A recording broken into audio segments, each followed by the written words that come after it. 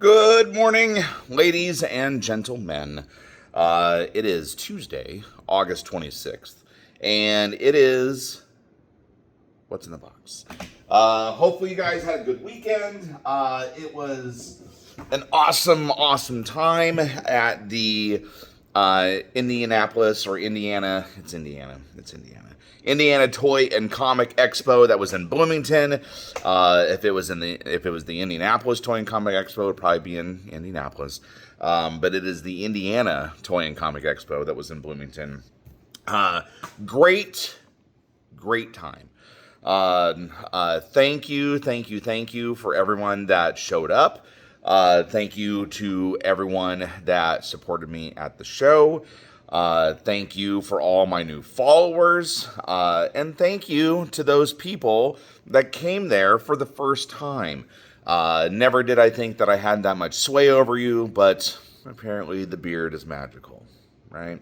No, I again, sincerely thank you guys for showing up.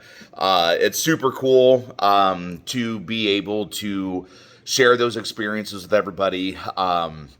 And frankly, for you guys to trust me on what good shows really are. Many of you did find things that you had been looking for. I had guys complete runs by going through my back stock over the weekend. That always makes me feel good, that to have something that people have been searching for, especially to dot those I's and cross those T's on their list, and really find or get that sense of completion. It's cool. It's cool to be a part of that, and again to kind of share that and have people find those hard to find things. You never know what you're going to find, and you never know what people are going to have. That's why I try to network with people, try to understand what everybody has, especially my buddy Jake at Iowa Comics. We tend to be right across from each other, pretty much every show that we do. And then a fellow vendor buddy, Brandon, same kind of deal. I feel like we're always right near each other. And I always try to, understand what everybody has, because, people may think that like comic book selling can be competitive, and you want to be able to, maybe even, undermine some of your fellow vendors, sell things a little bit cheaper, or just kind of, hey, come over here, that kind of thing. But it's really not like that. Not at all. Because people have different things at different times. I'm constantly buying collections. My buddy Jake is constantly buying collections. My buddy Brandon is constantly buying collections. And it never seems to have much overlap. Like my buddy Jake's got a Hulk 181 slabbed at a 3.5 right now. I do not. Brandon had like a near full run of Spawn. I do not, especially in my, even in my PC. I mean, 150 through like 300 is non-existent practically. And but I had a bunch of Daredevil. I had a bunch of Swamp Thing that sold, a bunch of X-Men, like Silver Age and Claremont X-Men, and my buddies did not. So it's. Again, I always like to help out others. We always try to point customers in each other's directions whenever they ask for something that we don't have. Because if I don't have it and I know that you have it, then guess what? You're getting that sale. So again, these events are always cool. It's always fun to network. Big shout out to Billy. That is not a fat joke, by the way, Billy. And his crew for putting on a good show. Gavin Smith was there. Stuart Sager was there. Again, friends of the store. They've already kind of loosely agreed to show up again next year for a store signing. So it's just up to me and them to coordinate the date. But hopefully that'll happen, and hopefully you guys will partake And let's try not to make it on Easter weekend again this year, right? I can't help the rain. The rain is its own little thing. But if we can help it, let's try not to do it Easter weekend. Let everybody relax and enjoy their ham, potatoes, and bunny-like shenanigans. But again, anyway, I can't thank you guys enough for showing up. Again, when I have some of my local guys, my weekly Wednesday Warriors show up for the first time and check things out, it makes me feel good. It makes me feel good. It's always nice to see, people taking that leap. And you know what? From Crawfordsville, it was like an hour and a half drive, and that's not easy for some people. So again, thank you for making the trek. I hope it was worth it for everyone. And again, for those of you that are new, here's the first video you get to see if you didn't Facebook stalk me over the weekend. Tuesdays are What's in the Box, and Wednesday is New Comic Book Day, so be prepared for another video tomorrow. So the next event is going to be September 13th. That's going to be here in Crawfordsville at the 4-H County Fairground, or 4-H County, Montgomery County 4-H Fairgrounds, September 13th. I'm going to be doing quite the event on that day, and I'm going to actually save that to the end of this video, because I'm going to really kind of deep dive into what I'm thinking. So today, I don't have a lot of slabs or keys or anything crazy. I've got 2 short boxes here that I want to show off, but this is mostly a setup video for what's to come. And again, to thank you guys for showing up over the weekend. So again, September 13th, but I'll get to more of that here in a minute. I am going to start in on a couple short boxes. This is cool stuff. It's not the vintage stuff that I had been working on. This was actually picked out of a recent collection.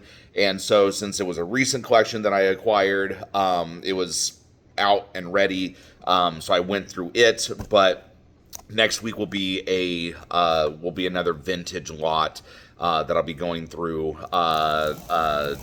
Probably some Moon Knight and some, I think Savage She-Hulk. I think I have a near full run of that. But that's just kind of a taste of what's to come, and I'll always have more. Always have more. Anyway, so what this is, this is pretty cool. It got some Spider-Man, but not your everyday amazing Spider-Man.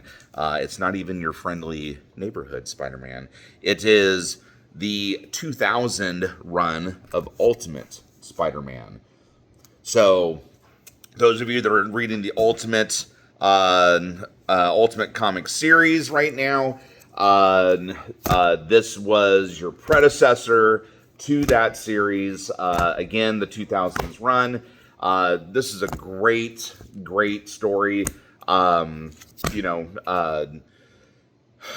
Really kind of took a big shift from what we knew about Spider-Man, and really turned it on a dime, in my opinion.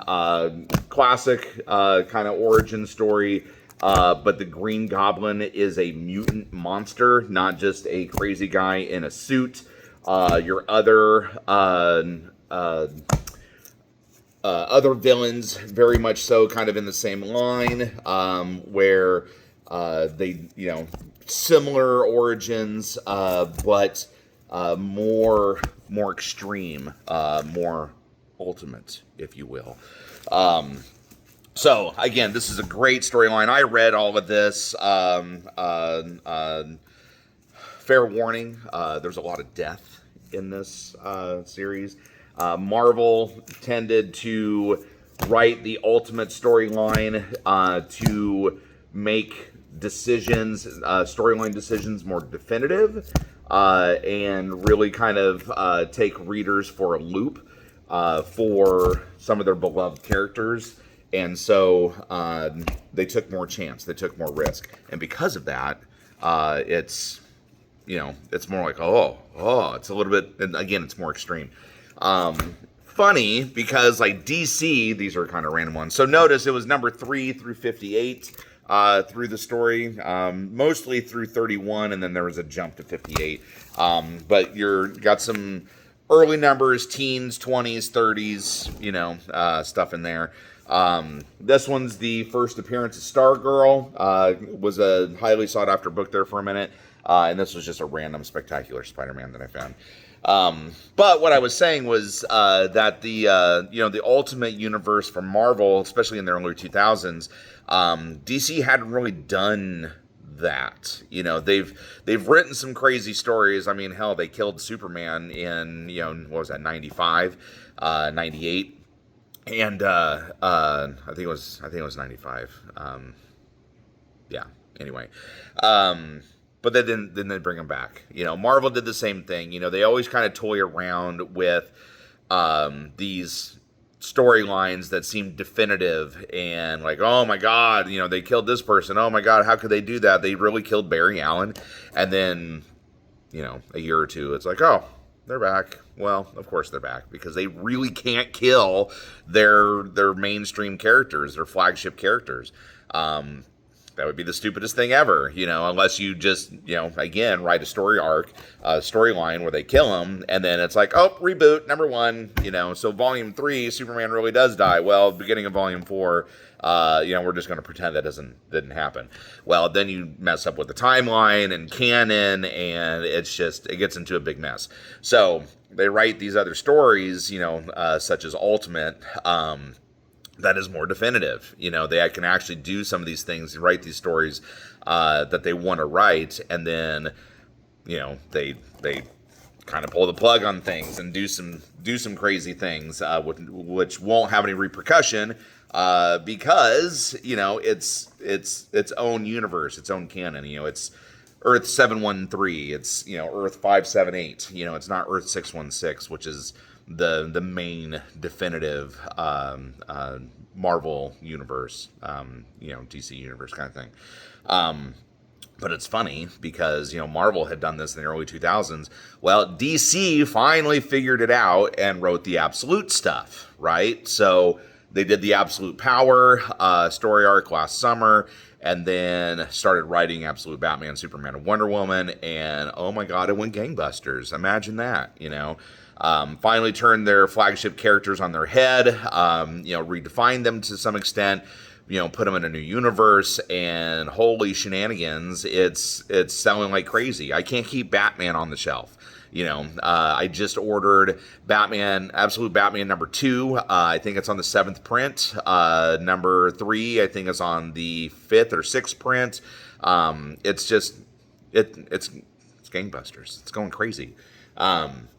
It's just funny that it took, DC 20 years to finally, create their own Absolute or Ultimate Universe.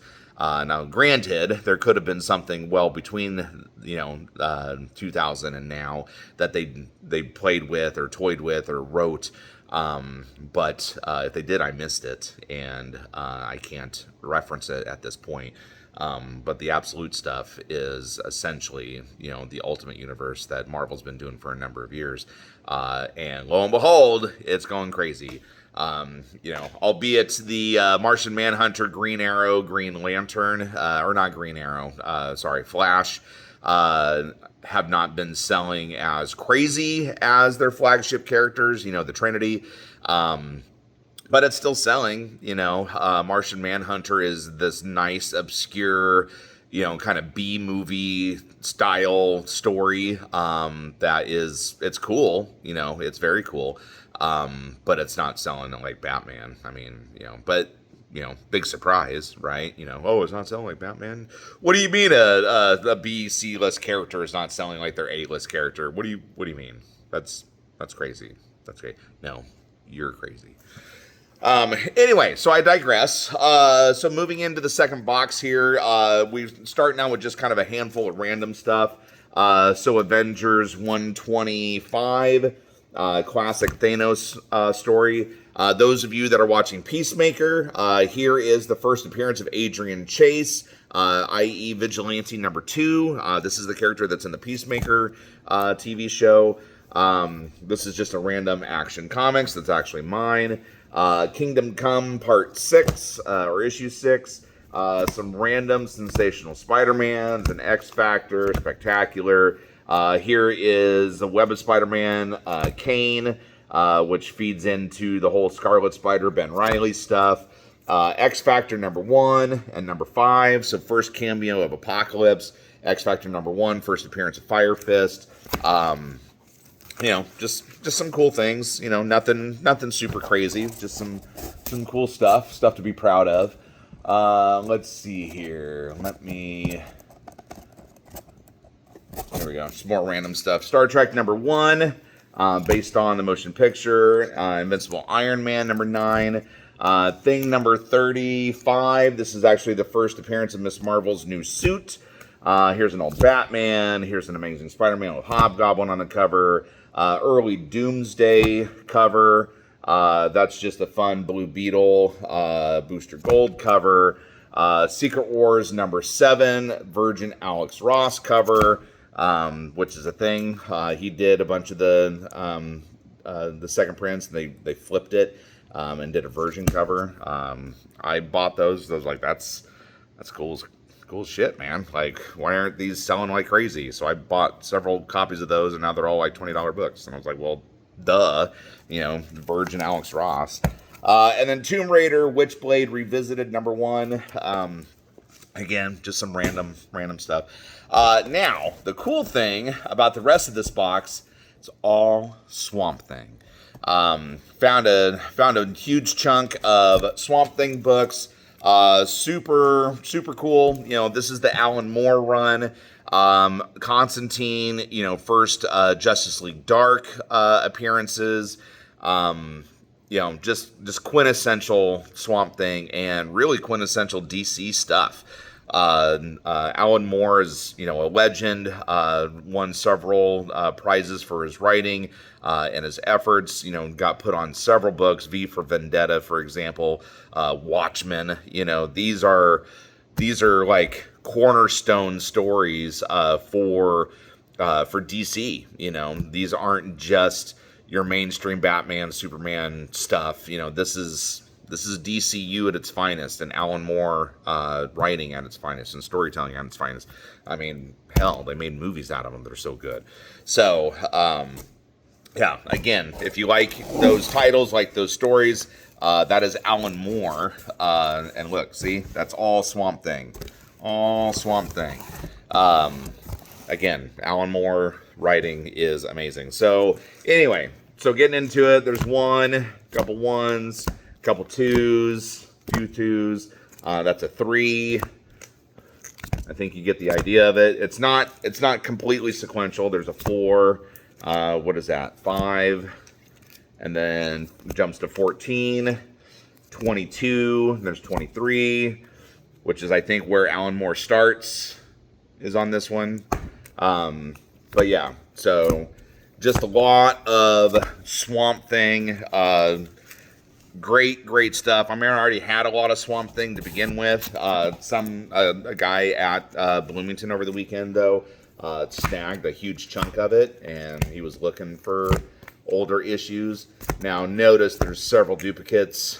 Don't have a heart attack. This is the homage cover. This is number 33. Sorry, number 33 of Swamp Thing with the homage cover. A lot of people see that and they freak out, man. But it's not House of Secrets 92. It's just an homage to his first appearance, right? So, anyway, but it's still a hard book to find. I mean, not only because of its homage, but just because it's Alan Moore. So just keep flipping through it here. Again, lots of Swamp Thing. That is number 46.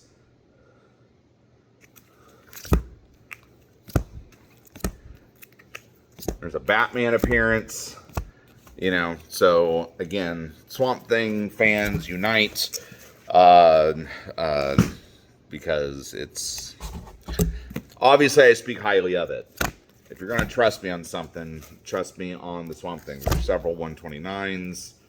I remember this is 131 or 132, 131, several of those, which is good because these later issues are actually quite hard to find.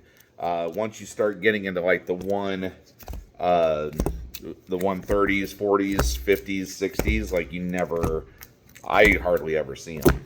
I mean, my personal collection stopped at like 145, and I got a 150 and a 161 out of here. And I was like, oh. Roots of Swamp Thing. So this is just like a reprint series. Notice the Batman cover on that one, but a reprint series for the original Swamp Thing run, which is what this is. So these are original Swamp Things, number 12, 13, 14, and 15. Swamp Thing it's a thing. And should be well considered. I would love to get a Swamp Thing number 1, which I don't have from the original series. Kind of a hard book to find. One of my buddies, I will put this in here. He does have a House of Secrets number 92 that he's trying to sell.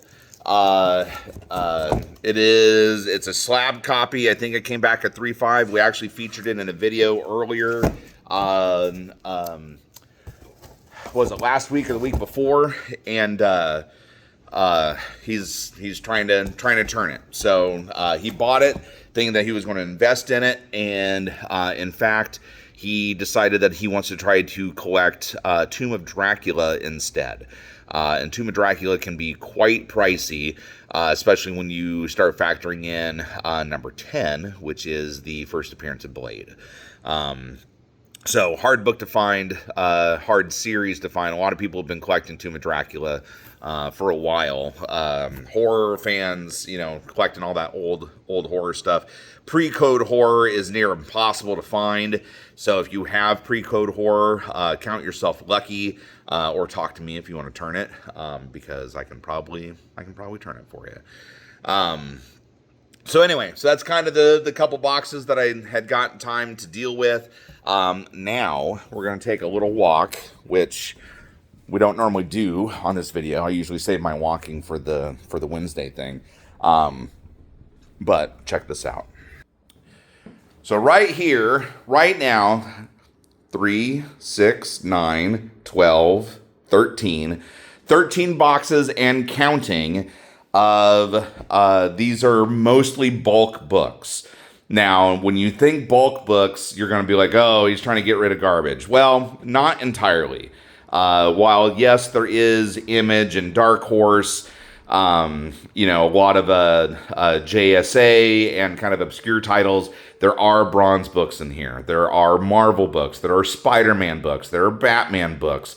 There is a full kind of range of books inside of that. What I'm going to be doing September 13th at our Crawfordsville show, I'm going to be hosting a Fill-A-Bag event. Now, a Fill-A-Bag event is just that. You have a bag and you fill it, and that filled bag then costs X dollars. In this case, if you remember algebra, X equals 10. So I am going to be providing the white Free Comic Book Day bags. You stuff one of those completely full, it's $10. If you bring your own short box, okay? So you bring one of these short boxes. I don't have enough product to supply a short box. Plus, I'd have to charge you if I had any short boxes.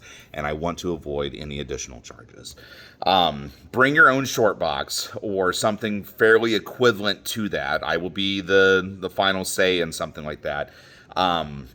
Preferably just a short box. Don't need to make it harder than it needs to be. Fill it for $35. That's a lot of books. A lot of these books are not bagged and boarded, so you're going to get more than just, a short box is usually fill about 130, 140 books. With these books not bagged and boarded, you're going to get well beyond that amount. But anyway, you fill a short box for $35. If you want to buy a whole long box, say you're flipping through the long box and it's just a bunch of stuff that you actually like, and you're just like, I'll just take this box. $80. $80 for a long box. And that is a lot of books. Again, a long box is a little bit more than double what a short box can fill. So if it's bagged and boarded, you're looking at about 250-ish books. Not bagged and boarded, you're hitting, closer to 300, if not more. So do the math. $80 for a long box. Okay. If you just want to come and grab handfuls of books, I'm doing 5 for $1. 5 for $1. Okay. That is 20 cents a book, my friend. 20 cents a book. That is cheap. Cheap, cheap, cheap. If my dad watches this video, he will get the cheap reference, because there used to be guys selling blue tarps at Steam Corner back in the early 90s. He had a bullhorn, and he'd sit there and go, cheap, cheap, cheap, come get my stuff. We got tools, we got zip ties, we got blue tarps. Cheap, cheap, cheap. Drive us batty all day long, because we had a booth right across from him, or my grandfather did. Yeah. Old Steam Corner days, flea markets. It's fun. That's where I started. That's some of my history. But yeah, 5 for $1. 5 for $1. Bulk books. Like I said, I got 13 boxes right now. I know that I have at least 2 or 3 more that I can probably include in the event. I am trying to purge, my friends. We had a lot of bulk stuff recently come in. And I am trying to get rid of it and make room for all the good stuff that I got. All that vintage stuff that I keep putting in these videos and I keep referencing, such as Moon Knight and, Marvel Premiere, Volume 1, What If. That's got to get out there for you. And I can't do that unless I have room.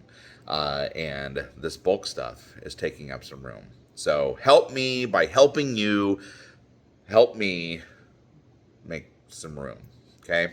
So again, September 13th, Montgomery County 4-H Fairgrounds, the show Logical Collectibles and I put on, and it's mostly logical. I'm not trying to take near as much credit as it may sound, but because Bunny does all the work. Logical does a lot of, like, 99% of the work. I just promote it and tell people about it, and I make these videos and try to fill these buildings, get all these vendors. So September 13th, we'll probably have some space out in the outdoor venue. If you are a comic or toy guy and want to partake in the event, contact Logical Collectibles. You can look them up on Facebook or online and contact them about a potential chair and table situation. But beyond that, like I said, doing the fill-a-bag. We're also having a Deadpool Spider-Man cosplayer there to take pictures with kids. We're going to do like a little coloring table and some other stuff. We're going to be putting on a shebang. There might even be balloons. You never know. We might go so far to spend an extra $20 and put some balloons. It's not a party until you have balloons. And we should make this a party. Yes! So hopefully everybody has a good day. I think that's enough for me, enough rambling. We will reconnect tomorrow with New Comic Book Day, because it is Wednesday, and it's New Comic Book Day. A lot of tasty treats tomorrow. A lot of cool stuff. There's always cool stuff. But stay tuned for the actual announcement details for the September 13th thing. And then we'll talk. We'll go forward from there. Let me know if you have any questions. Feel free to like and comment on the video.